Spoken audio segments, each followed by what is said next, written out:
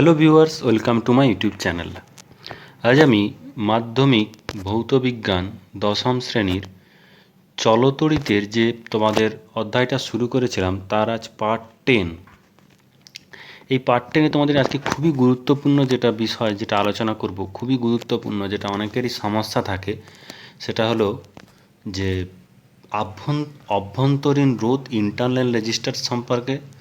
অভ্যন্তরীণ রোধ যে যে বিষয়ের উপর নির্ভর করে, তড়িৎচালক বল ও অভ্যন্তরীণ রোধের মধ্যে সম্পর্ক, নষ্ট ভোল্ট কি, নষ্ট ভোল্টের উৎপত্তির কারণ। এই যে বিষয়গুলো, এটা খুবই গুরুত্বপূর্ণ এবং অনেকের এটা সমস্যা থাকে, বারবারই বলো তোমরা যে নষ্ট ভোল্ট ও নষ্ট ভোল্টের উৎপত্তির কারণ কি, কোনো তড়িৎ কোষে প্রান্তীয় বিভব প্রভেদ অর্থাৎ তড়িৎচালক বলের সমান হতে পারে কি। আবার অনেকের মধ্যে অনেক প্রশ্ন থাকে যে তড়িৎচালক বলের মান কোষের প্রান্তীয় বিভব অপেক্ষা কম হতে পারে কি, উদাহরণ সহ ব্যাখ্যা করো। তারপরে একটি তড়িৎ কোষের একটি বাহ্যিক রোধ আর এর সাথে যুক্ত, কোষের তড়িৎচালক বল ই ও অভ্যন্তরীণ রোধ স্মল আর, আর এর মান কত হলে বিভব প্রভেদ তড়িৎচালক বলের অর্ধেক হবে। আর লাস্ট যেটা হচ্ছে একটি তড়িৎ কোষের তড়িৎচালক বল ই ও অভ্যন্তরীণ রোধ আর, কোষের সর্বোচ্চ প্রবাহ মাত্রা কত হবে। তো এই বিষয়টি একটু মন দিয়ে দেখে নাও, দেখবে খুবই সোজা। তো সার্কিট রয়েছে, এটা অনেকেরই বড় সমস্যা হয়, তো দেখবে অনেকটাই ইজি হবে। তো শুরু করা যাক। প্রথম হচ্ছে অভ্যন্তরীণ রোধ বা ইন্টারনাল রেজিস্ট্যান্স, যেটা আগেও বলেছিলাম একটু। জিনিসটা কি না, অভ্যন্তরীণ রোধ হচ্ছে তড়িৎ কোষের মধ্যস্থ সক্রিয় তরল বা রাসায়নিক পদার্থ যেটা থাকে তড়িৎ কোষের মধ্যে, সেই তড়িৎ প্রবাহের বিরুদ্ধে কিছুটা বাধার সৃষ্টি করে। এই বাধাটাকেই বলা হচ্ছে কোষের অভ্যন্তরীণ রোধ। তাহলে কি হলো, কোষের মধ্যে যে সক্রিয় তরল থাকে বা রাসায়নিক পদার্থ থাকে, তারা কি করে না, কোষের মধ্য দিয়ে যখন তড়িৎ প্রবাহ হয় তার বিরুদ্ধে কিছুটা বাধার সৃষ্টি করে। এই বাধাকেই কোষের অভ্যন্তরীণ রোধ বলা হয়। একে স্মল আর অক্ষর দ্বারা সূচিত করা হয়। বুঝতে পারলে তোমরা ইন্টারনাল রেজিস্ট্যান্সটা কি, কেন আসছে।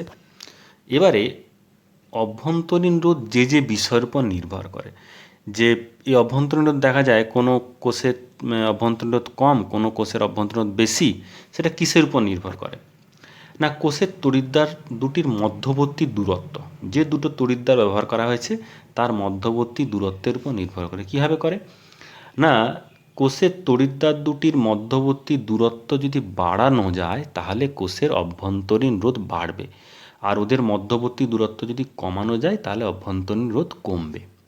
কারণ না, তড়িৎ প্রবাহ সক্রিয় তরলের ভিতর যদি বাড়ানো যায় তাহলে দীর্ঘতর পথ অতিক্রম করতে হয়। তাই কোষের যত তড়িৎদ্বার দুটির মধ্যবর্তী দূরত্ব বাড়ানো হবে অভ্যন্তরীণ রোধ তত বাড়বে।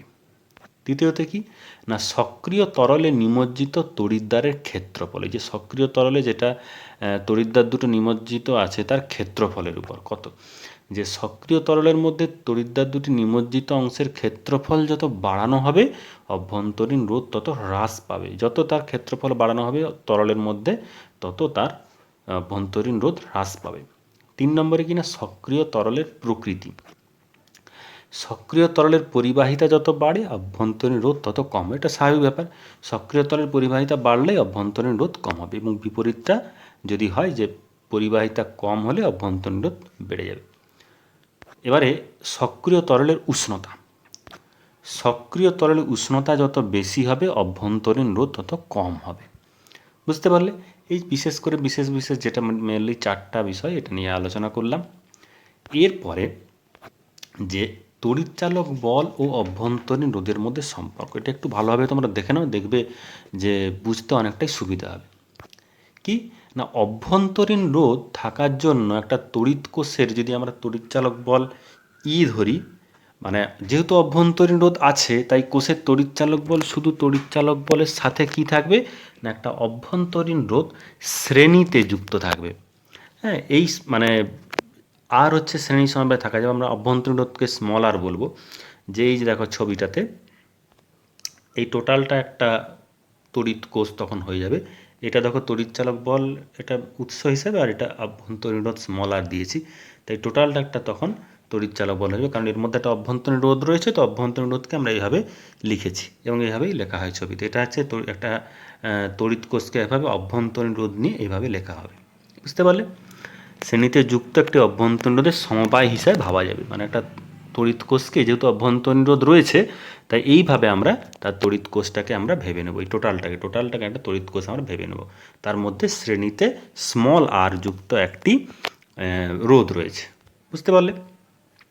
এবারে কি না, যখন আমরা একটা বর্তনী তৈরি করব, বর্তনী মানে এটা বুঝতে পারছো, এটা টোটালটা একটা তড়িৎচালক বলের উৎস, মানে এটা হচ্ছে তড়িৎ কোষ, তার তড়িৎচালক বল ই এবং তার অভ্যন্তরীণ রোধ আর। তো দুটো তড়িৎদ্বারের বাইরে আমরা একটা যেহেতু পরিবাহী যোগ করেছি এবং পরিবাহীর রোধ কত, বাইরে রোধ কত দেওয়া আছে না আর পরিমাণ রোধ বাইরে দেওয়া আছে। বুঝতে পারলে? এটা হচ্ছে পূর্ণ সার্কিট। এবং তড়িৎ প্রবাহমাত্রা কোন দিকে হবে, অনেকের সমস্যা থাকে যে প্রবাহমাত্রার ডিরেকশান কোন দিকে। প্রবাহমাত্রার ডিরেকশান বাইরেই দেবো, এই যে ধনাত্মক থেকে ঋণাত্মকে শেষ হবে, আবার ভিতরে ঋণাত্মক থেকে ধনাত্মকের দিকে যাবে, বাইরে হচ্ছে ধনাত্মক থেকে ঋণাত্মকের দিকে ডিরেকশান, আর ভিতরে ঋণাত্মক থেকে ধনাত্মক। মানে বুঝতে পারছো যে ধনাত্মক থেকে বেরিয়ে আবার ঋণাত্মকে এসে ঢুকছে, এইভাবে সার্কিটটা ফ্লো হচ্ছে। বুঝতে পারলে? এটা হচ্ছে ডিরেকশান। এটা নিয়ে আর নিশ্চয়ই আমাদের অসুবিধা হবে না যে ব্যাটারি পজিটিভ প্রান্ত থেকে শুরু করে নেগেটিভ প্রান্তের দিকে ডিরেকশানটা দিয়ে দেবে। এবং এতে কি থাকবে না, এটা হচ্ছে বাইরের রোধ, এটাকে বাহ্যিক রোধ বলা হবে, পরিবাহীর মধ্যে যেটা যোগ করা আছে, এটা প্রবাহ মাত্রা। এবং এই যে তড়িৎ কোষের মধ্যে কি থাকে, তড়িৎ চালক বল আর অভ্যন্তরীণ রোধটা শ্রেণীতে সমবায়যুক্ত আছে। বুঝতে পারলে? তো এবারে কি হলো না, আমরা এই বর্তনীটা পেলাম, তাই এখানে লিখেছি দেখো, যে ধরা যাক ই হচ্ছে তড়িৎচালক বল, আর হচ্ছে অভ্যন্তরীণ রোধ বিশিষ্ট একটি তড়িৎ কোষকে আর রোধ বিশিষ্ট রোধকের সঙ্গে যুক্ত করে তড়িৎ বর্তনী তৈরি করা হলো। এতে কি হবে, প্রবাহ মাত্রা কত হবে না, টোটাল এই বর্তনীর তড়িৎচালক বল কত ই, আর টোটাল রোধ মানে হচ্ছে, তাহলে আই আমরা কি বলবো এখানে একটু ভালো করে দেখে নাও, যে প্রবাহ মাত্রা হচ্ছে বর্তনীর তড়িৎচালক বাই হচ্ছে বর্তনীর মোট রোধ। বর্তনী তড়িৎচালক বলতো ই, আর বর্তনীর মোট রোধ তখন কী হবে, শুধু আর নয়, আর এর সঙ্গে দেখো শ্রেণীতে যোগ হয়েছে এই অভ্যন্তরীণ রোধ আর, তাহলে টোটাল রোধ কত হয়ে যাবে, আর প্লাস আর। বুঝতে পারলে? টোটাল রোধ তখন হয়ে যাবে আর প্লাস আর। তাহলে আই সমান আমরা কি লিখতে পারি, আই সমান আমরা লিখব তড়িৎচালক বল বাই হচ্ছে টোটাল রোধ, সেটাই হচ্ছে প্রবাহ মাত্রা। তাহলে দেখো প্রবাহ মাত্রা সমান কি হচ্ছে, এই যে প্রবাহ মাত্রা সমান হচ্ছে তড়িৎচালক বল বাই হচ্ছে এই আর প্লাস আর, ক্যাপিটাল আর প্লাস স্মল আর। ক্যাপিটালটা হচ্ছে বাহ্যিক রোধ আর স্মল আর হচ্ছে অভ্যন্তরীণ রোধ। বুঝতে পারলে? দিলে আমরা টোটাল আইটা এখানে পেয়ে গেলাম, এই বর্তনীতে কত তড়িৎ প্রবাহ মাত্রা যাবে। বুঝতে পারলে? এবার ওয়ান, এই যে নিচে যে আর প্লাস আরটা ওখানে গুণ করে দেবো, তাহলে আই ইন্টু আর প্লাস আর হয়ে যাবে। তাহলে ই সমান কত হবে, আই ইন্টু আর প্লাস আর, আইকে সবার সঙ্গে গুণ করলে কি হবে, আই আর প্লাস হচ্ছে আই স্মল আর। তাহলে রিলেশানটা আমরা পেয়ে গেলাম। তাহলে ই সমান কি পেয়ে গেলাম, আই আর প্লাস হচ্ছে আই স্মল আর। বুঝতে পারলে? এটাকেই আমরা বলবো যে সম্পূর্ণ বর্তনীতে ওহমের সূত্রের গাণিতিক রূপ। সম্পূর্ণ বর্তনীতে ওহমের সূত্রের গাণিতিক রূপ। আর এখানে বাহ্যিক যে এটা বিভব প্রভেদ হবে, দেখবো আমরা ভি সমান, এই যে দেখতে পাচ্ছ বাইরে যেটা আই আর, মানে এই যে পার্টটা আমরা এক্ষুনি দেখবো, এই আরটাকে আমরা ক্যাপিটাল ভি বলে থাকি, মানে বিভব প্রভেদ। মানে তড়িৎচালক বলের তড়িৎদ্বারের দুই প্রান্তের বিভব প্রভেদ যখন বর্তনীটা সম্পূর্ণ থাকবে, সেটাই তো বিভব প্রভেদ। সেই ভি সমান হয়ে যাবে আই আর, এখান থেকে আমরা পেয়ে যাব। আর দেখবো এই যে আই আর, এটা হচ্ছে আই ইন্টু স্মল আর, এটাকেই বলা হচ্ছে নষ্ট ভোল্ট। এটা ডিটেলস আলোচনা করছি। তাহলে বুঝতে পারলে তোমরা, আই সমান তড়িৎচালক বল বাই মোট রোধ, টোটাল রোধ, সেখান থেকে আমরা ই সমান পেলাম I R plus I capital R plus I small R. এটাকেই বলা হচ্ছে ওহমের সূত্রের, তো সম্পূর্ণ বর্তনীতে ওহমের সূত্রের গাণিতিক রূপ। আর বর্তনীটাও নিশ্চয়ই তোমরা বুঝতে পেরে গেছো না, সার্কিটটা। এরপরে দেখো, এরপরে তাহলে কী হলো, এই যে বর্তনী, এটা তড়িৎচালক বল, তার অভ্যন্তরীণ রোধ আর বাহ্যিক রোধ আর রোধের তড়িৎ প্রবাহ মাত্রা যাচ্ছে। তো এখান থেকে আমরা কি পেয়েছি, ই সমান I R, I capital R plus I small R. এখানে আই আর যেটা, এই যে পার্টটা যেটা, এই আই আরটাকে বলা হচ্ছে কোষের প্রান্তীয় বিভব প্রভেদ, অবশ্যই সম্পূর্ণ বর্তনীতে। তো এই হচ্ছে বহির্রোধ, মানে এই ভিটা কি, একে যে ভি বলা হচ্ছে, এই ক্যাপিটাল ভি, এটাকে বলা হচ্ছে বহির্রোধের মধ্য দিয়ে একক ধনাত্মক আধানকে ধনাত্মক তড়িৎদ্বার থেকে ঋণাত্মক তড়িৎদ্বারে যে নিয়ে যাওয়া হয়েছে, সেটাই হচ্ছে বহির্রোধ। যার একক আধানকে ধনাত্মক তড়িৎদ্বার থেকে ঋণাত্মক তড়িৎদ্বারে নিয়ে যাওয়ার জন্য যে পরিমাণ কাজ এটা করছে, সেটাই। নিয়ে যেতে যে পরিমাণ কৃতকার্য করতে হচ্ছে, তড়িৎদ্বারে নিয়ে যেতে যে পরিমাণ কৃতকার্য করতে হচ্ছে সেটাই হচ্ছে আইআর। মানে কি না, এই যে ছবিতে এখানে প্লাস থেকে এই যে আবার ঘুরে এখানে ঋণাত্মকে আসছে, সেইটা দেখানো হয়েছে এখানে। বুঝতে পারলে যে ধনাত্মক থেকে, ধনাত্মক তড়িৎদ্বার থেকে বাইরে, মানে বহির্বর্তনীতে, এটা কোষের মধ্যে নয়, কোষের বাইরে। এবারে যদি আই স্মল আরটা কী হবে, তাকে স্মল ভি বলে এখানে লিখেছি না, এটা হচ্ছে তড়িৎ কোষের মধ্যে যে একক ধনাত্মক আধানকে ঋণাত্মক তড়িৎদ্বার থেকে ধনাত্মক তড়িৎদ্বারে নিয়ে যেতে কৃতকার্য। বুঝতে পারলে? এবারে তাহলে আমরা এটাকে কি লিখতে পারি, এবার ই সমান আই আর এর জায়গায় আমরা ভি লিখলাম, capital V plus I R, I into R মানে কারেন্ট ইন্টু অভ্যন্তরীণ রোধ, এবং ভিটাকে যদি নিয়ে নিই তাহলে তড়িৎচালক বল এবং প্রান্তীয় বিভবপ্রভেদ কত ভি, এদের মধ্যে ডিফারেন্সটা হচ্ছে আই ইন্টু আর। এটাকেই বলা হচ্ছে নষ্ট ভোল্টেজ। ই মানে তড়িৎচালক বল তো ছিল, তাহলে বহির্বর্তনীতে আমরা কত পাচ্ছি, ই পাচ্ছি না, তার থেকে কম পাচ্ছি, ভি পাচ্ছি, তাহলে ই মাইনাস ভি সমান আই ইন্টু আর।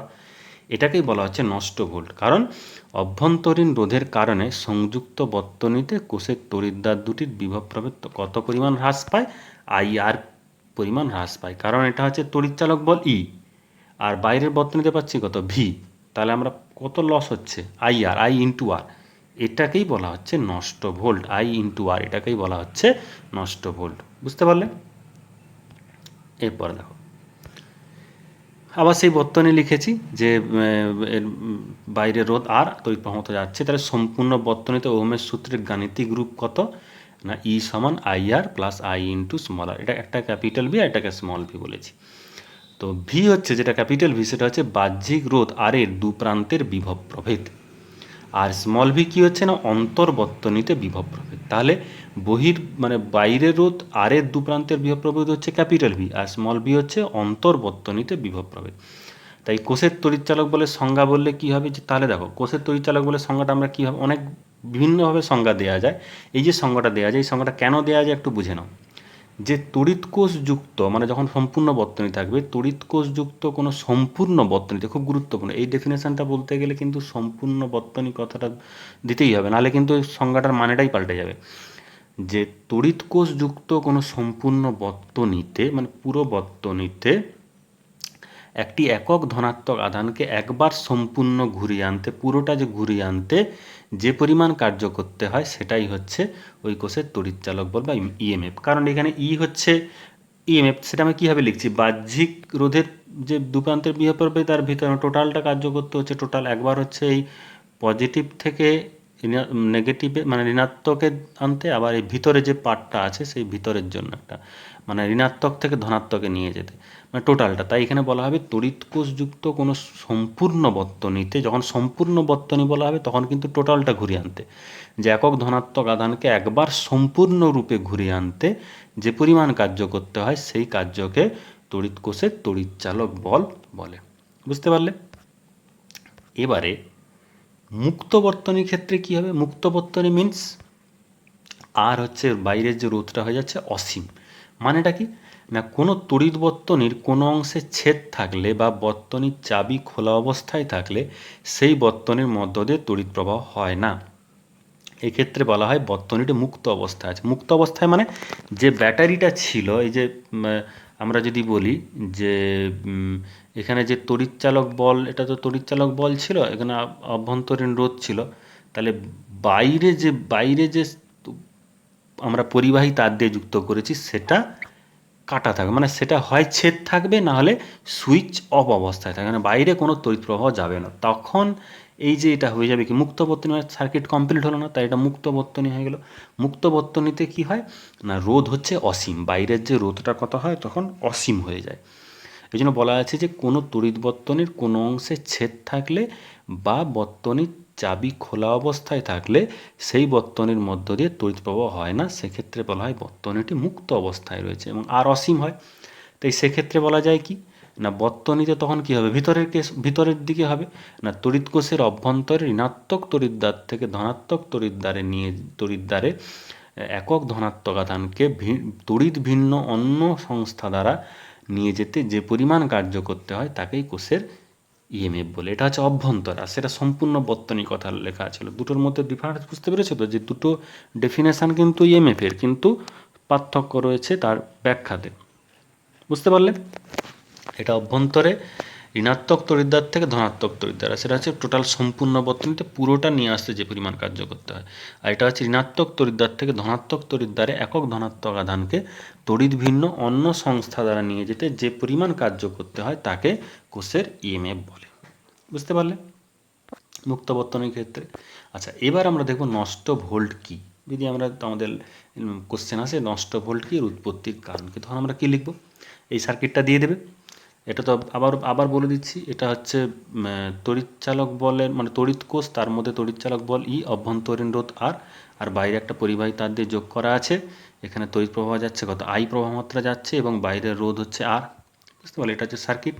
তো এবার আমরা কি লিখব, যে সমগ্র তড়িৎ বর্তনীতে বহির্বর্তনী রোধ ও অন্তর্বর্তনী রোধের মধ্য দিয়ে, তাহলে বহির্বর্তনী রোধ কত আর, আর অন্তর্বর্তনী রোধ কত স্মল আর। বহির্বর্তনী রোধ হচ্ছে ক্যাপিটাল আর, অন্তর্বর্তনী রোধ হচ্ছে স্মল আর। তাহলে সমগ্র বর্তনীতে মানে বহির্বর্তনী রোধ ও অন্তর্বর্তনী রোধের মধ্য দিয়ে তড়িৎ প্রবাহ যখন যায়, মানে তড়িৎ প্রবাহের সময় ওই রোধগুলি অতিক্রম করতে প্রতিটি তড়িৎ আধানকে কিছু না কিছু কাজ করতে হয়। অবশ্যই বাধা দিচ্ছে মানে কি, তাকে সেখানে যেতে তো কিছু না কিছু কাজ করতে হচ্ছে। অর্থাৎ রোধের মধ্য দিয়ে তড়িৎ প্রবাহের সময় কিছুটা তড়িৎ শক্তি অন্য শক্তিতে রূপান্তরিত হয়। এটা হচ্ছে দুটোর ক্ষেত্রেই ঘটে, কিন্তু আমাদের যেহেতু নষ্ট ভোল্ট নিয়ে ব্যাখ্যা, তাই অন্তর্বর্তনীতে এই রূপান্তরিত শক্তি হচ্ছে তাপ শক্তি। মানে এখানে যে এই অন্তর্বর্তনীতে এর মধ্যে এই যে এই রোধের জন্য যে তড়িৎ প্রবাহটা অন্য শক্তিতে রূপান্তরিত হচ্ছে কাজ করার জন্য, তাই সেটা কোন শক্তিতে রূপান্তরিত হচ্ছে, তাপ শক্তিতে রূপান্তরিত হয়ে যাচ্ছে। তড়িৎ শক্তিটা যেহেতু বাধা পাচ্ছে, তো অন্তর্বর্তনীতে এই রূপান্তরিত শক্তি তাপ শক্তি, যা আমরা কোনো ব্যবহারিক কাজে আমরা লাগাতে পারি, এটা পুরোটাই নষ্ট হয়ে যায়। তড়িৎ কোষের মধ্যে এই অপচয় শক্তিকেই নষ্ট ভোল্ট বলা হয়। বুঝতে পারলে? তাহলে এটা আমরা ম্যাথমেটিক্যালি বলবো কী করে না, একটা কোষের তড়িৎচালক বল যদি ই হয়, অভ্যন্তরীণ রোধ যদি স্মল আর হয়, আর বহির্বর্তনী রোধ যদি ক্যাপিটাল আর হয়, বদ্ধ বর্তনীতে প্রবাহমাত্রা আই হলে নষ্ট ভোল্ট কত হবে, আই আর সমান ই মাইনাস ভি। মানে তড়িৎচালক বল আর আমার বিভব প্রভেদ, বাইরের বিভব প্রভেদ কত না ভি যদি হয়, তাহলে ই মাইনাস ভি, প্রান্তীয় বিভব প্রভেদ যদি ভি হয়, তাহলে ই মাইনাস ভি সমান যে আই আর, এটাকেই বলা হচ্ছে নষ্ট ভোল্ট। এর উৎপত্তির কারণ বললে কি বলবে না, তড়িৎ কোষের অভ্যন্তরীণ রোধের উপস্থিতিই হলো নষ্ট ভোল্টের উৎপত্তির কারণ। বুঝতে পারলে? এটা পুরোটা ব্যাখ্যা দেবে, দিলে বোঝা যাবে যে নষ্ট ভোল্ট জিনিসটা কি। ক্লিয়ার হয়েছে ব্যাপারটা? যে তড়িৎচালক বল ই এবং তার যে প্রান্তীয় বিভব ভির এর ডিফারেন্সটা মানে হচ্ছে আই আর, এটাই হচ্ছে নষ্ট ভোল্ট। বুঝতে পারলে? এবার আসছে খুবই গুরুত্বপূর্ণ জিনিস, কোশ্চেন যে আসে তোমাদের অনেক সময়, যে কোনো তড়িৎ কোষের প্রান্তীয় বিভব প্রভেদ তার তড়িৎচালক বলের সমান হতে পারে কি। মানে প্রান্তীয় বিভব প্রভেদ তড়িৎচালক বল তো সাধারণ অবস্থায় সবসময় বেশি হবে, কখন সমান হতে পারে? তাহলে আমরা এই ছবিটা দেখো, একই রকম ছবি। তাহলে কোষের প্রান্তীয় বিভব প্রভেদ তাহলে কত হবে না, ই সমান কত হয়, ভি প্লাস আই আর। তাহলে এখানে ভি সমান ই মাইনাস আই আর আমরা লিখলাম। তাহলে ই হচ্ছে তড়িৎচালক বল, ভি হচ্ছে তড়িৎ কোষের প্রান্তীয় বিভব প্রভেদ, আই হচ্ছে তড়িৎ প্রবাহ মাত্রা, আর আর হচ্ছে অভ্যন্তরীণ রোধ। বুঝতে পারলে? এবারে তাহলে যদি সমান হতে হয়, এখন ভি সমান যদি ই হতে হয়, তাহলে কি কি অবস্থা হতে পারে? এক নম্বর হতে পারে যদি আর জিরো হয়। আর জিরো মানে কখন জিরো হবে? তাহলে এই ভি সমান ই হতে গেলে এই টার্মটাকে তো জিরো হতে হবে, আই আরকে। তাহলে প্রথম ক্ষেত্রে কিনা আর যদি জিরো হয়, অভ্যন্তরীণ রোধ জিরো হলে কিন্তু এটা হতে পারে। কিন্তু বাস্তবে দেখো, বাস্তবে কিন্তু এটা প্রায় অসম্ভব। বাস্তবে কিন্তু এটা মানে একটা বাস্তব আইডিয়ালভাবে হতে পারে, যদি আমরা কাল্পনিকভাবে ধরি তাহলে কিন্তু হতেই পারে শূন্য অভ্যন্তরীণ রোধ, কিন্তু বাস্তবে তো সম্ভব নয়, কিছু না কিছু রোধ থাকবেই, তাই সমান হওয়া খুব মুশকিল ব্যাপার। আর দ্বিতীয় ক্ষেত্র কি হতে পারে না, আই ইজুক্যাল টু জিরো, মানে কোষ দিয়ে চালিত প্রবাহমাত্রা যদি শূন্য হয়, মানে কোষের মধ্য দিয়ে চালিত প্রবাহমাত্রা যদি শূন্য হয়। হ্যাঁ, এটা কিন্তু হতে পারে। এটা কখন না, পোটেনশিওমিটার দ্বারা যখন নিয়ন্ত্রিত বর্তনীতে কিন্তু এরকম ঘটে থাকে। মানে এটা হতে পারে পোটেনশিওমিটার দিয়ে যখন একটা নিয়ন্ত্রিত বর্তনীতে এটা সম্ভব। তোমরা 12-এ গেলে আরও ভালো বুঝতে পারবে। তো এইখানে এই জিনিসটা একটু জেনে রাখো, এটা সম্ভব। আই ইজুকাল টু জিরো, কারণ আর এনটা জিরো করেও কিন্তু ভি সমান ই হতে পারে। এটা আমরা পোটেনশিওমিটার যখন পড়বো 12-এ তখন এটা আরও ভালো বুঝতে পারবে। বুঝতে পারলে? আচ্ছা, এরপরে আরেকটা খুব গুরুত্বপূর্ণ প্রশ্ন, অনেকেরই মধ্যেই প্রশ্নটা থাকে যে তড়িৎচালক বলের মান কোষের প্রান্তীয় বিভব প্রভেদ অপেক্ষা কম হতে পারে কি? উদাহরণসহ ব্যাখ্যা করো। স্বাভাবিকভাবে মনে হবে হতেই পারে না, কিন্তু একটু ব্যাপারটা যদি অন্যভাবে ভাবি তাহলে কিন্তু এর ব্যাখ্যা করা সম্ভব। কেমন না, একই রকম ছবি লিখবে যে কোষের প্রান্তীয় বিভব প্রভেদ কত? ভি সমান ই মাইনাস আর। সর্বসময় কি হয়? ইর মানটা বেশি হয়, কিন্তু এক্ষেত্রে যদি আমরা ব্যাখ্যা করি যে আইর অভিমুখ যদি বিপরীত করা হয়, আইর অভিমুখ যদি বিপরীত করা হয় তাহলে আইয়ের স্থলে কি হয়? মাইনাস আই লেখা হবে। যদি আমরা এই ছবিটাকে যদি আমরা এখন বাদ দিই তাহলে এই ছবিটা তো আগেকার ছবি, এই ছবিটাকে বাদ দিয়ে যদি উল্টো দিকে মুখ করে দিই, কারেন্টের ডিরেকশানটা যদি আমরা কোনো কারণে এদিকে দিয়ে দিই, হ্যাঁ, উল্টো দিকে যদি হয়ে যায় কারেন্টের ডিরেকশানটা মাইনাস আই হয়ে যায়, তখন কিন্তু কি হবে যে ভি সমান ই মাইনাস মাইনাস আই সমান আর, ই প্লাস আই আর, মানে উল্টে দিই, তখন দেখো ভিটা দেখো এখানে ইর মানটা কিন্তু কমে যাচ্ছে, ভির মানটা বেড়ে যাচ্ছে, মানে ভি তখন গ্রেটার দেন ই হচ্ছে এই অবস্থায়। তো তোমাদের স্বাভাবিক মতেই হতে পারে, কি করে সম্ভব না, কোষের স্বাভাবিক প্রবাহ চালানোর অভিমুখের বিপরীত দিকে দিয়ে দিলে প্রবাহ ভি গ্রেটার দেন ই হতে পারে, কিন্তু কি করে সম্ভব না, একটা মাত্র কন্ডিশন হতে পারে, যখন বাহ্যিক তড়িৎ উৎস দ্বারা সঞ্চয়ক কোষের আহিতকরণ হয়, মানে একটা গৌণ উৎসকে যখন আমরা বাইরে কোনো সোর্স দিয়ে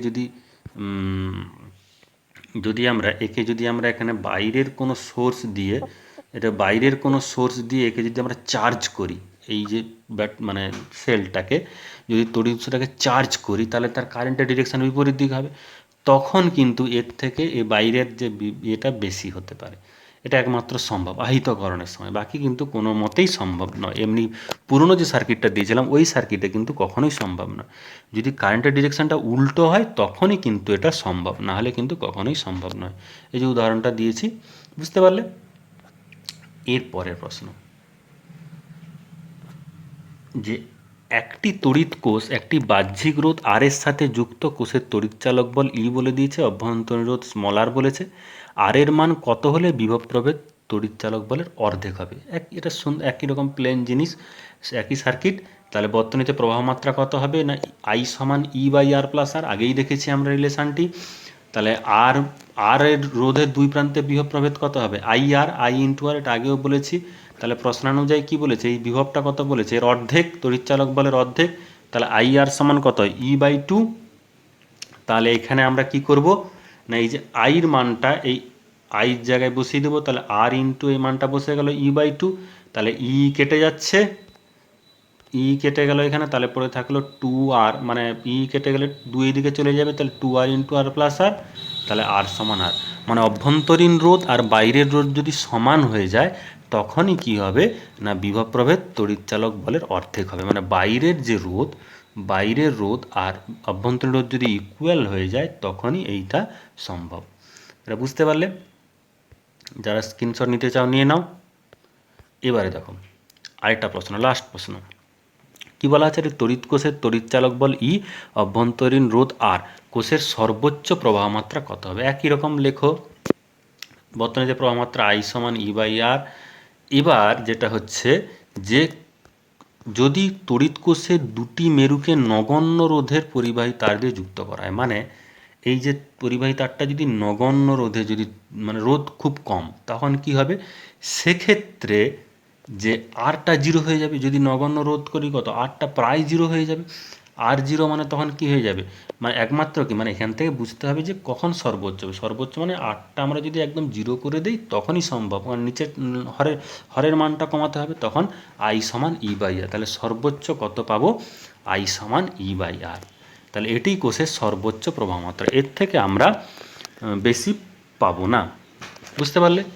তো যদি কোনো জায়গায় কোনো সমস্যা থাকে কমেন্ট বক্সে জানাও, আশা করি তোমাদের সমস্যার সমাধান করব। আর চ্যানেলটাকে অবশ্যই সাবস্ক্রাইব করে নাও, এরপরে তোমাদের আমি রায়মার্টিন থেকে সব সলিউশান করে দেবো।